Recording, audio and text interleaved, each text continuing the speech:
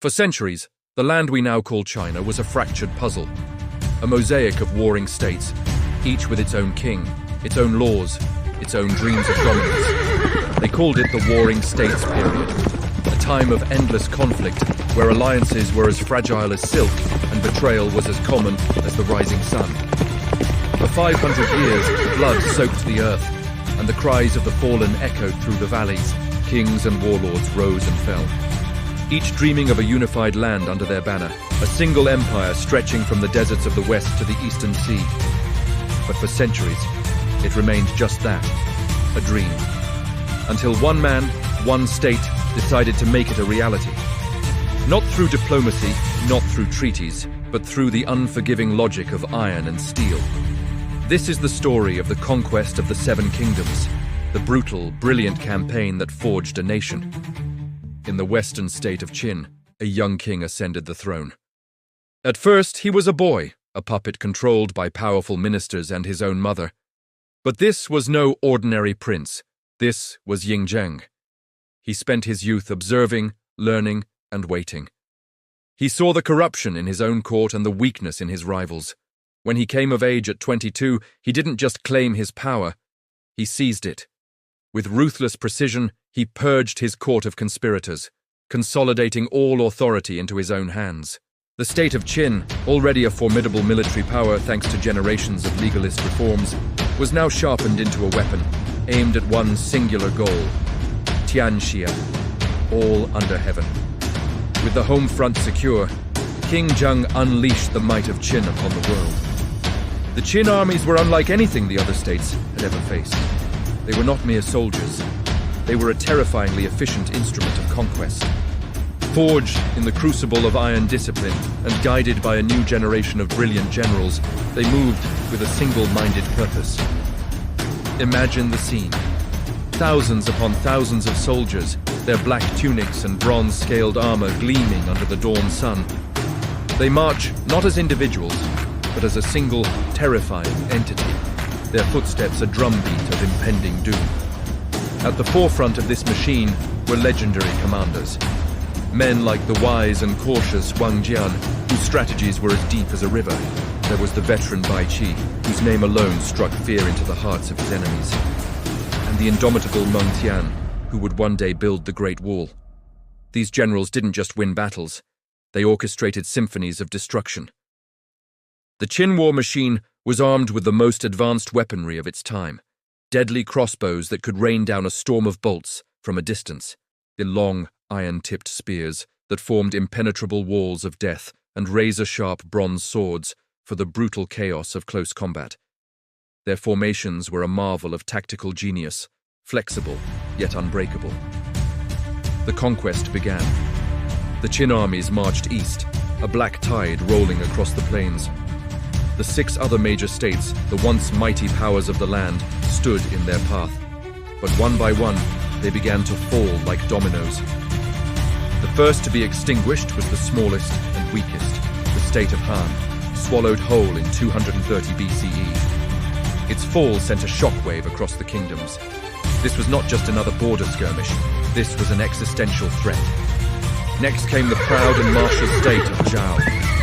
They fought fiercely, their cavalry renowned for its skill. But Qin's strategy was multifaceted. It wasn't just about force, it was about intelligence, espionage, and psychological warfare. Then Qin agents infiltrated the Zhao court, spreading rumors and turning ministers against their own generals. The brilliant Zhao commander, Li Mu, who had repeatedly defeated Qin forces, was tragically executed by his own king, a victim of Qin's clever manipulation. Without its greatest defender, Zhao's defenses crumbled. In 228 BCE, its capital fell, and another kingdom was erased from the map. The great state of Wei, protected by its fortified cities and the Yellow River, was next. But no wall could stop the Qin. Instead of a direct assault, the Qin engineers, masters of siegecraft, did the unthinkable. They diverted the waters of the Yellow River, unleashing a catastrophic flood that drowned the Wei capital of Dalian.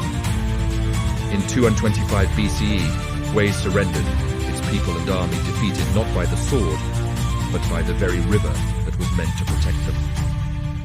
With every victory, King Zheng's vision grew clearer, his ambition more absolute. He was not just conquering, he was forging one empire under one law with one ruler. The greatest challenge yet was the vast, ancient and culturally rich state of Chu in the south. Chu was a behemoth with immense territory and a massive population. Their initial resistance was strong, repelling the first Qin invasion. But King Zheng was relentless. He entrusted the campaign to his most senior general, Huang, giving him an unprecedented army of 600,000 men, the full might of the Qin military. Huang, however, did not rush into battle. He understood his enemy. He built fortified camps and simply waited, patiently training his troops and wearing down the Chu's morale for over a year. The Chu army grew impatient and restless. When they finally let their guard down, Huang struck with lightning speed. The Chu forces were annihilated. In 223 BCE, the great southern kingdom was no more. The path to total unification was now clear. To the northeast lay the state of Yan. Desperate, the crown prince of Yan attempted a daring assassination plot against King Zheng. He sent an assassin named Jing Zheng, disguised as an envoy with a map hiding a poisoned dagger. The attempt failed in a dramatic, heart-stopping confrontation within the Qin palace. The king, enraged by this personal attack, unleashed his fury upon Yan. The Yan armies were crushed, their king forced to execute his own son to appease the wrath of Qin. By 222 BCE, Yan and the remnants of Zhao were fully conquered. Only one state remained, the wealthy coastal kingdom of Qi. Strategically isolated and protected by mountains and the sea, Qi had foolishly avoided aiding the other states, believing it could appease Qin through diplomacy. It was a fatal miscalculation. Having conquered everyone else, Qin turned its undivided attention to Qi. The Qin army, facing no real opposition, simply marched in. The king of Qi surrendered without a fight, shamed and remembered by history as the ruler who allowed his kingdom to perish out of cowardice. In the year 221 BCE, the final piece of the puzzle fell into place. After a decade of relentless war, the centuries-long dream was realized. The seven kingdoms were gone. In their place stood a single, colossal entity. Ying Zheng, the king of Qin, now ruled all under heaven. He was no longer just a king. He adopted a new, grander title, one never used before. Huangdi, the first emperor. For the first time in history, China was united. The warring states were over. A new era, the age of empire, had begun. But uniting a land through conquest is one thing. Holding it together, transforming bitter enemies into loyal subjects, and ensuring the empire outlasts its creator, that is a far greater challenge. For the first emperor, the end of the war was not an end to his work. It was the beginning of his quest for something more. This is where his true ambition revealed itself. Not just to conquer the world, but to conquer time itself. Uniting a land is easy, keeping it whole. That is where immortality begins. Thank you so much for watching.